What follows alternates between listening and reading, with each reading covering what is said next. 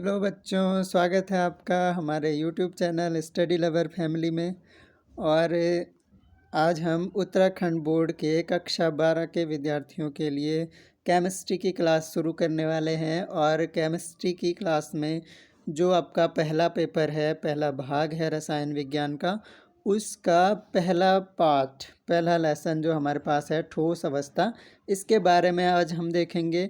ठोस अवस्था क्या होती है, ठोस अवस्था के बारे में सारी डिटेल आज हम जानने वाले हैं। ठीक है, ठोस अवस्था, ठोसों का वर्गीकरण और ठोसों के जो प्रकार होते हैं उनके बारे में आज हम डिटेल में जानने वाले हैं। तो शुरू कर लेते हैं। सबसे पहले देखिए यहाँ पर सॉलिड स्टेट हम बोलते हैं ठोस अवस्था को, सॉलिड स्टेट। चलिए अब देखिए, खासकर ये उत्तराखंड बोर्ड के कक्षा 12 के विद्यार्थियों के लिए बहुत इम्पोर्टेंट ये लेसन है।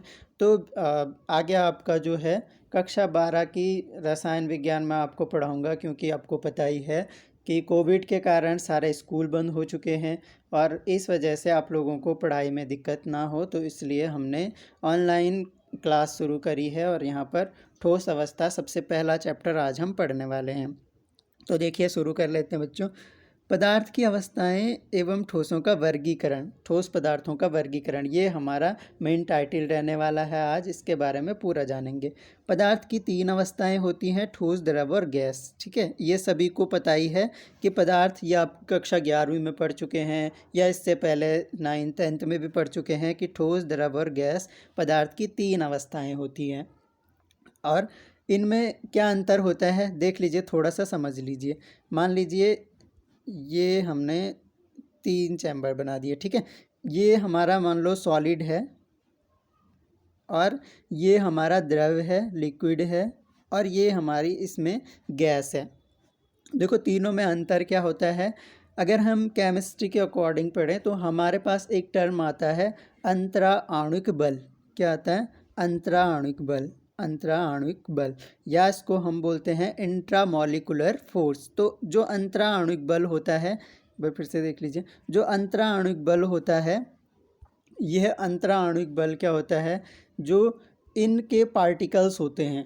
ठीक है, मान लीजिए ये गैस है और ये द्रव है और ये ठोस है, ये सॉलिड है, ये लिक्विड है और ये गैस है।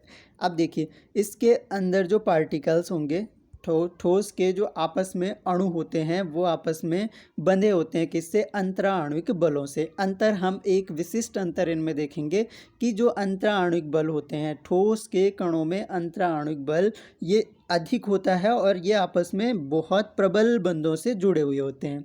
लेकिन लिक्विड की बात करें तो ठोसों की अपेक्षा इनमें आंतरिक अंतराणविक बल क्या होगा?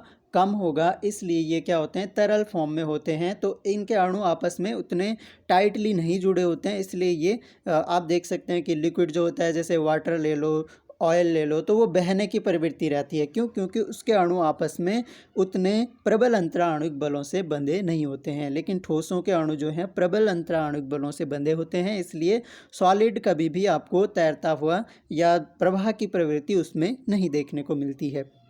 इसके अलावा गैस के जो अणु होते हैं वो, उनमें सबसे कम अंतराणविक बल होता है। सबसे ज़्यादा किस में हो गया? सॉलिड में। सबसे कम किस में हो गया? गैस में। गैस का अंतराणविक बल सबसे कम होता है, तो गैस के अणु आपस में बहुत कमज़ोर बंधों से बंधे होते हैं। इसलिए गैस को आप देख सकते हैं, मान लीजिए कोई भी जैसे गुब्बारे में गैस भरी होती है तो आप उसको दबा सकते हैं, संपीड्य होते हैं। तो यहीं से अंतर आ जाएगा। ठोस बिल्कुल भी संपीड्य नहीं होते हैं, द्रव थोड़े बहुत संपीड्य होते हैं, लेकिन गैस जो होती है बहुत ज़्यादा संपीड्य होते हैं। मेन अंतर आप लोगों को ध्यान रखना है कि अंतरा आणविक बल जो होता है ठोसों में, सबसे ठोसों के अणुओं में सबसे अधिक होता है, फिर द्रव के अणुओं में होता है, और सबसे कम जो है वो गैस के अणुओं में होता है।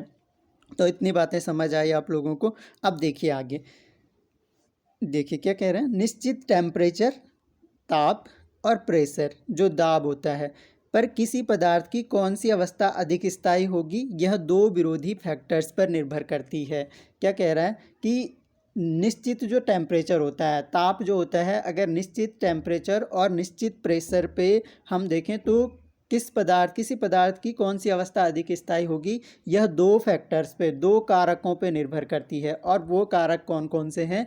पहला कारक है वही इंट्रामोलिकुलर फोर्स जो मैंने बताया, अंतराणुक बल, तथा दूसरा कारक होता है हीट एनर्जी या ऊष्मीय ऊर्जा। तो किसी भी पदार्थ की कौन सी अवस्था अधिक स्थायी होगी ये निर्भर करेगा उसके अणुओं के बीच जो अंतराणुक बल है। जैसे मैंने समझाया ठोस, द्रव और गैस में अंतराणुक बल के हिसाब से क्या अंतर हम कर सकते हैं, ऐसे ही हीट एनर्जी, उनकी ऊष्मीय ऊर्जा, कितनी वो ऊष्मीय ऊर्जा उत्सर्जित करते हैं या कितनी उनके अंदर ऊष्मीय ऊर्जा होती है। चलिए आगे देख लेते हैं।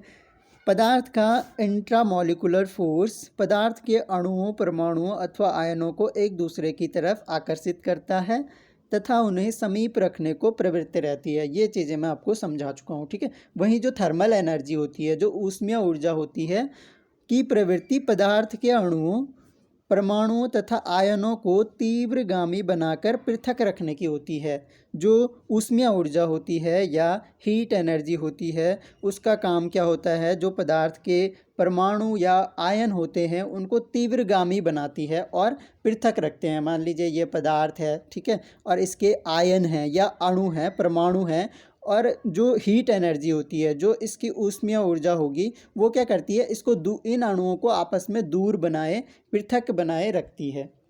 इतनी बातें समझ आई। अब देखिए आगे आगे क्या कह रहे हैं। पदार्थ में पर्याप्त निम्न ताप पर ऊष्मीय ऊर्जा निम्न होती है। इस स्थिति में इंट्रामोलिकुलर फोर्स पदार्थ के अणुओं, परमाणुओं अथवा आयनों को इतना समीप कर देता है कि एक दूसरे के साथ क्लिंग, अनुलग्नित अर्थात जुड़ जाते हैं, जिसके कारण पदार्थ के पार्टिकल्स निश्चित स्थितियां ग्रहण करते हैं तथा पदार्थ ठोस अवस्था में रहता है।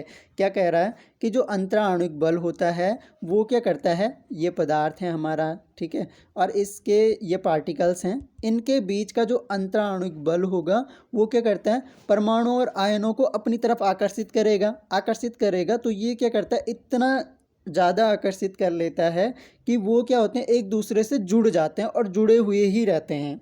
क्लियर। जुड़े हुए रहने के कारण क्या होता है कि जो पदार्थ के पार्टिकल्स होते हैं या जो ये कण होते हैं, ये हमेशा एक निश्चित स्थिति में रहते हैं, और जब ये निश्चित स्थिति में रहते हैं तो वही अवस्था जो है पदार्थ की ठोस अवस्था कहलाती है। क्लियर। तो ठोस अवस्था, सॉलिड स्टेट क्या होता है ये आप लोगों को समझ आया होगा।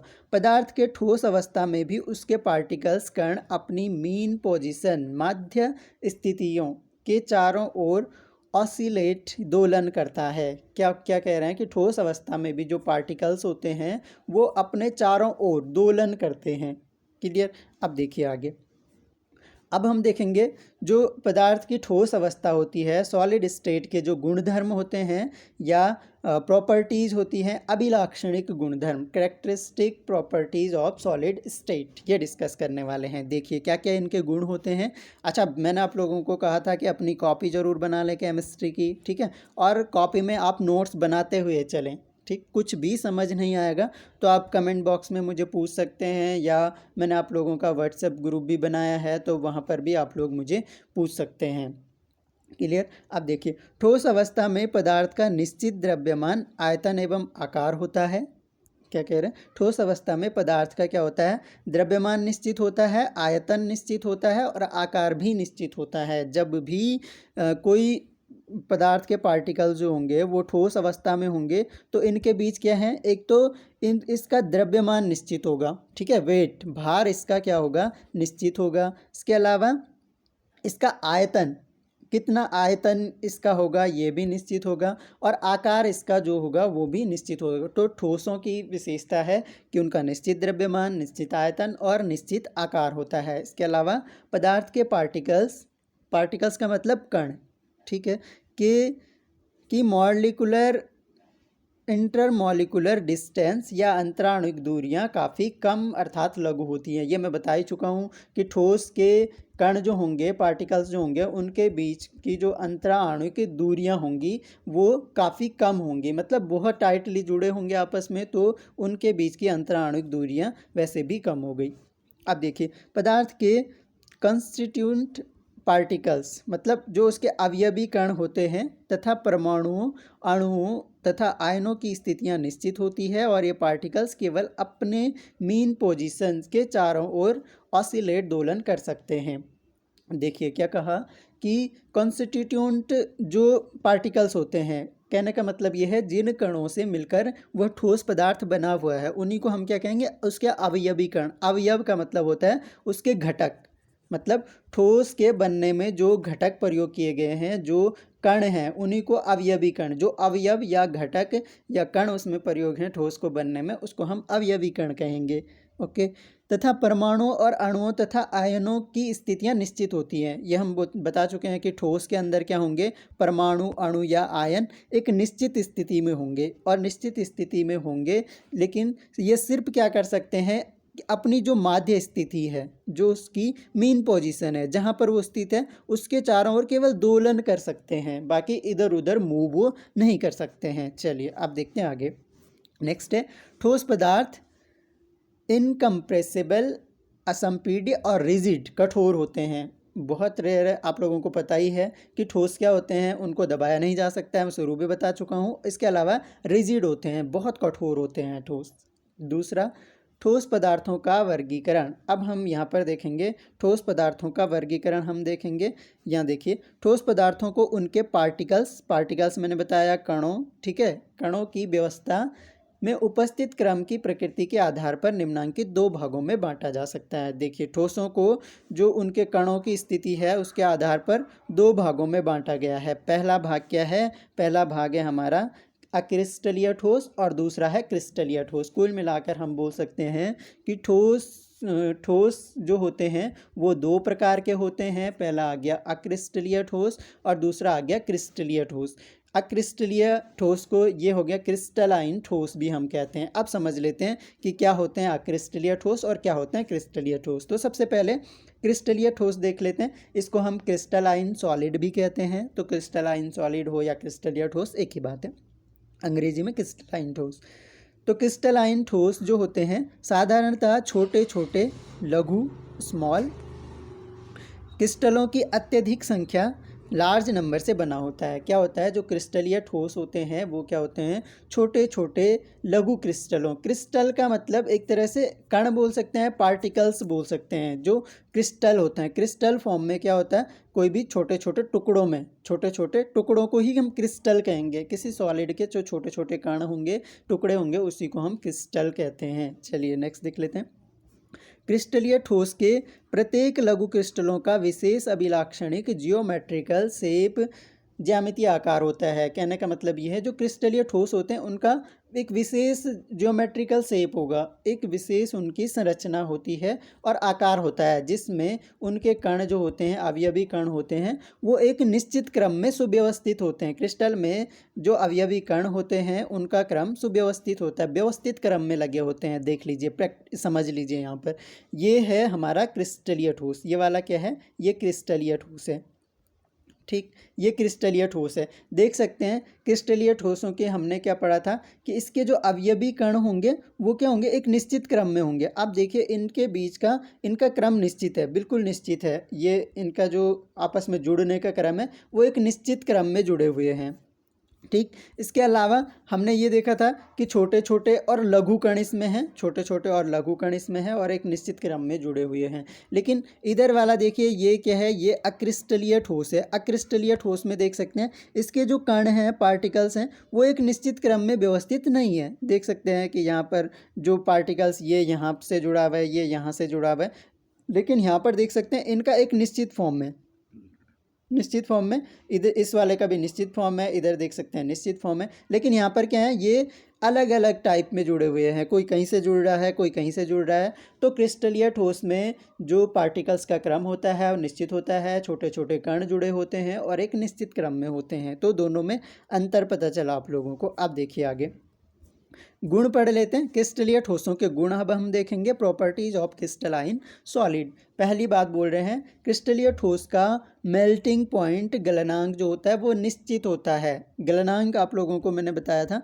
गलनांक क्या होता है कि जिस ताप पर, ठीक है, या जितनी एनर्जी में वह पदार्थ क्या करता है, पिघलना शुरू कर लेता है, उसी को हम मेल्टिंग पॉइंट कहेंगे। जिस पॉइंट पे, जिस लेवल पे जाके, जैसे टेम्परेचर जो है, जितने टेम्परेचर पे, मान लीजिए कोई पदार्थ जो है 24 डिग्री या फिर 25 डिग्री या फिर मैंने कहा 100 डिग्री टेम्परेचर पे ही पिघलना शुरू करता है, तो 100 डिग्री उसका क्या है, मेल्टिंग पॉइंट होगा।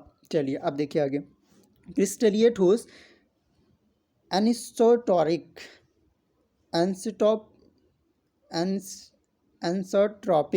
एंसोट्रॉपिक इसको बोलेंगे, ठीक है। विषम दैशिक होते हैं, मतलब विषम दिशा की बात कर रहे हैं, विषम दिशा में ये होते हैं, अर्थात उनके कुछ फिजिकल प्रॉपर्टीज जो होती हैं, फिजिकल प्रॉपर्टीज पता ही आप लोगों को, जो उनके भौतिक गुण होते हैं, तथा इलेक्ट्रिकल रेजिस्टेंस मतलब विद्युत प्रतिरोधकता, विद्युत को किस लेवल तक वो प्रतिरोध करते हैं, विरोध करते हैं, एक तरह से विद्युत को अपने से आने जाने नहीं देते हैं, कुल मिलाकर इस तरह से समझ सकते हैं। इसके अलावा रिफ्रैक्टिव इंडेक्स यानी अपवर्तनांक, अपवर्तन आप लोग पढ़ ही चुके होंगे, ठीक है, फिजिक्स में पढ़ा होगा अपवर्तन, ठीक है। तो अपवर्तनांक जो होता है, यदि भिन्न भिन्न दिशाओं में भिन्न भिन्न होते हैं, ये सब क्या होते हैं उसके, भिन्न भिन्न दिशाओं में, इसी को कहेंगे विषम दैशिक। विषम दैशिक का मतलब भिन्न भिन्न दिशाओं में क्या होते हैं, भिन्न भिन्न होते हैं। ऐसा भिन्न भिन्न दिशाओं में क्रिस्टलीय ठोस के अलग अलग व्यवस्था के कारण होता है, क्योंकि ये भिन्न भिन्न दिशाओं में अलग अलग व्यवस्था होती है इनमें। आगे देख सकते हैं, क्रिस्टलीय ठोस को तेज धार वाले औजार से काटने पर इसके दो भागों में विभक्त टुकड़ों की सतहें सपाट तथा चिकनी होती हैं। सीधी सी बात है, जैसे कोई भी क्रिस्टलाइन ठोस है, अगर इसको दो भागों में विभक्त किया जाए तो इनकी जो सतहें होंगी, ये वाली सतह और ये वाली सतह, दोनों क्या होंगी, सपाट होंगी और चिकनी होंगी। क्लियर है? अब देखिए आगे। नेक्स्ट है, क्रिस्टलीय ठोस का हीट ऑफ फ्यूजन या गलन की ऊष्मा निश्चित तथा अभिलाक्षणिक होती है। मतलब जो इसका मतलब हम बोल सकते हैं जो गलनांक होता है, ठीक है, वो क्या होता है, जो गलन की ऊष्मा होती है, जिस ऊष्मा पर वो गलना प्रारंभ करेगा वो निश्चित होगी और अभिलाक्षणिक होगी। नेक्स्ट देख सकते हैं, क्रिस्टलीय ठोस वास्तविक ठोस पदार्थ होते हैं। अगर आपको पूछा जाए कि वास्तविक ठोस पदार्थ हम किसे कहेंगे, क्रिस्टलीय ठोस को कहेंगे। क्यों कहेंगे? क्योंकि एक निश्चित स्ट्रक्चर इनमें होता है, अंतराणुक बल फिक्स होता है, अणु आपस में प्रबल बंधों से जुड़े होते हैं, तो इसके अलावा वो प्रवाह की प्रवृत्ति नहीं रखते हैं। तो ये हो गया क्रिस्टलीय ठोस जो है, इनको हम वास्तविक ठोस पदार्थ कहते हैं। नेक्स्ट देख सकते हैं, इसका दूसरा टाइप डिस्कस कर लेते हैं, अक्रिस्टलीय ठोस, एमॉर्फस सॉलिड कहते हैं, ठीक है। उसको हमने कहा था क्रिस्टलाइन सॉलिड और इसको हम कहते हैं एमॉर्फस सॉलिड। देख सकते हैं, अमॉर्फस क्या है, एक ग्रीक शब्द है जिसका अर्थ आकृति नहीं होना, जिसका कोई एक निश्चित शेप नहीं होता है, सिंपल सी बात है। स्पष्टता है, अक्रिस्टलीय ठोस असमान आकृति वाले असमाकृति इरेगुलर शेप कणों से बने होते हैं। मतलब जो अक्रिस्टलीय ठोस होंगे वो इरेगुलर शेप, मतलब कोई बड़ा कण होगा, कोई छोटा कण होगा, इस तरह से वो जुड़े होते हैं, तब वो उस ठोस को हम क्या कहते हैं, अक्रिस्टलीय ठोस कहते हैं, एमॉर्फस सॉलिड कहेंगे। क्लियर? अब देखिए, अक्रिस्टलीय ठोस के अवयवी कण वही जो पार्टिकल्स उसके होते हैं, एटम्स, मॉलिक्यूल्स और आयंस। पार्टिकल्स क्या क्या होते हैं, एटम्स परमाणु, ठीक है, अणु और आयन की व्यवस्था केवल लघुप्रासी व्यवस्था, शॉर्ट रेंज ऑर्डर, मतलब इसका क्या होगा, एक शॉर्ट रेंज ऑर्डर में ये रहेगी, फिर दूसरे जो कण होंगे वो एक शॉर्ट रेंज ऑर्डर में दूसरी व्यवस्था बना लेंगे, ठीक है, तो इसको कहते हैं लघुप्रासी व्यवस्था में होते हैं। नेक्स्ट देख सकते हैं, लघुप्रासी व्यवस्था में शॉर्ट रेंज ऑर्डर में नियमित और आवृत्ति पैटर्न केवल अल्प दूरियों तक ही देखा जाता है। जैसे मैंने कहा कि कुछ दूरी तक ही वो देखा जाएगा, अर्थात अक्रिस्टलीय ठोस के अवयवी कणों की नियमित तथा आवृत्ति पैटर्न केवल अल्प दूरियों तक ही देखा जाता है। ऐसे भाग बिखरे होते हैं तथा इनके बीच व्यवस्था क्रम अनियमित होता है। मतलब इनके बीच की जो व्यवस्था क्रम होगा वो क्या होगा, अनियमित होगा। यहाँ तक ये लघुप्रासी व्यवस्था हो सकता है, आगे के कण थोड़ा और दूरी पर हों और फिर से वो एक व्यवस्था बना रहे हों, तो ये पैटर्न जो होता है वो क्या होता है, अनियमित होता है। एक क्रिस्टलाइन सॉलिड की तरह नियमित पैटर्न में वो नहीं होते हैं। बहुत आसान है ये। नेक्स्ट देख सकते हैं, क्वार्ज हो गया, कांच, रबर, रबर पता ही है, प्लास्टिक आदि के हैं। अक्रिस्टलीय ठोस के कुछ विशिष्ट उदाहरण हैं। अगर आपको पूछ लिया जाए कि अक्रिस्टलीय ठोसों के कुछ उदाहरण बताइए, तो वो क्या हो जाएगा, कांच हो जाएगा, रबर हो जाएगा, प्लास्टिक हो जाएगा। ये क्या होंगे, अक्रिस्टलीय ठोस के उदाहरण होंगे। ठीक, आपने देखा होगा रबड़ क्या हो जाता है, वो रबड़ को आप खींच सकते हैं, तोड़ सकते हैं। ठीक है, तो रबड़ इस तरह का ठोस है, वो एकदम सॉलिड स्टेट नहीं है। ठीक है, प्लास्टिक देख सकते हैं, प्लास्टिक को मोड़ सकते हैं आप लोग। क्वार्ज कांच, कांच का आपने सुना होगा, उसको हम क्या कहते हैं, एक वर्ड हम यूज करते हैं, अतिशीतित द्रव। क्या, अतिशीतित द्रव। देखिए ये बहुत इंटरेस्टिंग है। कांच क्या होता है, एक कांच को हम अतिशीतित, ये क्वेश्चन आपका आता है बोर्ड एग्जाम में कि कांच अतिशीतित द्रव है, स्पष्ट कीजिए। अतिशीतित द्रव क्या होता है, वो ऐसे ऐसा ऐसा लिक्विड है जो बहुत टाइम बाद प्रवाह की प्रवृत्ति दिखाता है। जैसे आप लोगों ने अपने पुराने जो खिड़कियां होती हैं, खिड़कियों अगर वो कांच की बनी हुई हैं, ठीक है, तो क्या होगा, वो उनके जो जैसे जहाँ से वो लगे होते हैं, मान लीजिए ये खिड़की का कोई वो है और इस पे कांच लगा हुआ है, तो धीरे धीरे क्या होता है कि ऊपर से वो बहुत सालों बाद वो हल्का सा लिक्विड स्टेट में पिघलता रहता है। तो आप देखने को कि नीचे वाली साइड जो होगी वो कांच की मोटी दिखाई देगी आपको, क्योंकि वो जो उसका लिक्विड है वो पिघल के नीचे आ गया है और यहाँ की परत जो है मोटी हो गई है, ऊपर से वो पतला होता जाता है। तो इसको कहते हैं हम अतिशीतित द्रव। तो एक तरह से क्या है, अक्रिस्टलीय ठोस का एग्जाम्पल होता है कांच। अब देखिए आगे, अक्रिस्टलीय ठोस के गुण देख लेते हैं। अक्रिस्टलीय ठोस के गुण, अमोर्फस सॉलिड, ताप के एक निश्चित प्रास, अ रेंज ऑफ टेम्परेचर, एक निश्चित प्रास ताप की, उस पर क्या हो जाते हैं, नरम हो जाते हैं। जैसे प्लास्टिक को थोड़ा सा हम गर्म करेंगे तो वो क्या हो जाता है, नरम हो जाता है, होता है ना। जैसे सिंपल सा एग्जांपल हो, जैसे वायर होती है हमारी, ठीक है, तो वायर का जो बाहर से प्लास्टिक लगा होता है वो आसानी से नहीं खींचता है। जैसे हमें तार जोड़नी होती है तो हम क्या करते हैं, उसको हीट करते हैं, आग में गर्म कर देते हैं, फिर वो आसानी से निकल जाता है। तो क्या कह रहा है, यही बात कह रहा है कि अ रेंज ऑफ टेम्परेचर, एक निश्चित प्रास, जो ताप का एक निश्चित प्रास होता है उस पर क्या हो जाते हैं, नरम हो जाते हैं। इसी कारण अमोर्फस सॉलिड, अक्रिस्टलीय ठोस को गलाकर सांचे में ढाला जा सकता है। जैसे कि ये प्लास्टिक है, प्लास्टिक और कांच क्या होता है कि एक निश्चित ताप पे उनको गलाकर सांचे में ढाला जा सकता है। ठीक है, तो प्लास्टिक के डिब्बे आप लोगों ने देखा होगा, वो कैसे सांचे में ढाले, एक निश्चित ताप पर गर्म किया उनको, वो नरम हो जाते हैं, फिर उनका एक निश्चित शेप दे दिया। तो ये होता है एमॉर्फस सॉलिड या अक्रिस्टलीय ठोस। आगे देख सकते हैं, गर्म करने पर एक निश्चित ताप पर एमॉर्फस सॉलिड क्रिस्टलीय बन जाते हैं। जैसे कि देख सकते हैं, मैंने कहा प्लास्टिक जो है, अब ऐसे में तो वो क्रिस्टलीय ठोस जैसा लगता है। अक्रिस्टलीय ठोस के क्रिस्टलीय बन जाने के कारण ही प्राचीन सभ्यता की कुछ कांच के बने वस्तुओं में दुधियापन पाया जाता है। जो प्राचीन काल के अगर कांच की वस्तुएं आपने देखा होगा तो उनमें दुधियापन पाया जाता है। इसका कारण क्या है कि अक्रिस्टलीय ठोस जो है वो क्रिस्टलीय बन जाते हैं किसी गर्म करने पर निश्चित ताप पर। अब देखिए नेक्स्ट, अक्रिस्टलीय पदार्थ में तरल की भांति प्रवाह प्रवृत्ति होती है, जो जैसे मैंने कांच का एग्जाम्पल बताया। हालांकि अक्रिस्टलीय ठोस में प्रवाह की प्रवृत्ति बहुत ही स्लो होती है। मैंने कहा ना कि कई सालों बाद जो वो कांच की निचली वाली परत होती है वो मोटी हो जाती है। आगे देख सकते हैं, अक्रिस्टलीय पदार्थ के प्रवाह की प्रवृत्ति के कारण ही बहुत पुराने इमारतों की खिड़कियों आदि से लगे कांच की जड़ें ऊपर की अपेक्षा थोड़ा मोटे हो जाते हैं। वही है जो मैं आप लोगों को बता चुका हूँ एग्जाम्पल। ठीक है, अब देखिए नेक्स्ट, अक्रिस्टलीय ठोस की प्रकृति आइसोट्रॉपिक समदैशिक होती है। देखिए वहाँ पर अंतर देख लीजिए, क्रिस्टलीय ठोसों में हमने क्या पढ़ा था, विषमदैशिक, विषमदैशिक, लेकिन यहाँ पर क्या है, इनकी जो प्रवृत्ति होती है वो समदैशिक होती है, क्योंकि उनमें दीर्घप्रासी व्यवस्था नहीं होती है तथा सभी दिशाओं में इरेगुलर, अनियमित अरेंजमेंट, विन्यास होता है। मतलब इनका जो विन्यास होता है वो क्या होता है, सभी दिशाओं में होता है और अनियमित होता है, नियमित नहीं होता है। ठीक है, इरेगुलर मतलब अनियमित होता है। लेकिन जो क्रिस्टलाइन सॉलिड होंगे, अंतर देखिए, क्रिस्टलाइन सॉलिड में ये उल्टा होता है। उल्टा क्या होता है, यहाँ समदैशिक है, वो भी समदैशिक होते हैं, क्योंकि उनमें दीर्घप्रासी व्यवस्था नहीं होती है। इनमें दीर्घप्रासी व्यवस्था नहीं होती है, लेकिन उनमें दीर्घप्रासी व्यवस्था होती है। ये सभी दिशाओं में अनियमित विन्यास होता है, लेकिन उनका जो है सभी विषमदैशिक होते हैं और सभी दिशाओं में क्या होगा, नियमित विन्यास होता है, नियमित अरेंजमेंट होता है। अब देखिए नेक्स्ट पॉइंट, अक्रिस्टलीय ठोस दैनिक जीवन में काफ़ी उपयोगी हैं तथा सिलिकॉन, सिलिकॉन सुना आपने, सिलिकॉन बहुत इंपॉर्टेंट है। सिलिकॉन जो कि एक अक्रिस्टलीय ठोस है, सूर्य के प्रकाश के विद्युत रूपांतरण के लिए उपलब्ध श्रेष्ठतम फोटोवोल्टाइक पदार्थ है। कौन सा? सिलिकॉन। देखिए, सिलिकॉन सुना होगा ना आप लोग, बैटरी में सिलिकॉन का प्रयोग किया जाता है। क्यों? क्योंकि ये क्या करता है, सूर्य के प्रकाश को विद्युत ऊर्जा में रूपांतरित कर देता है। जो हमारी बैटरियां होती हैं, सौर ऊर्जा की प्लेट देखी ना, तो वो उसमें भी सिलिकॉन होता है। तो वो क्या करता है, जो सौर ऊर्जा आ रही है उसको विद्युत ऊर्जा में कन्वर्ट कर देता है। तो दैनिक जीवन में काफ़ी उपयोगी होते हैं अक्रिस्टलीय ठोस, एमोर्फस सॉलिड।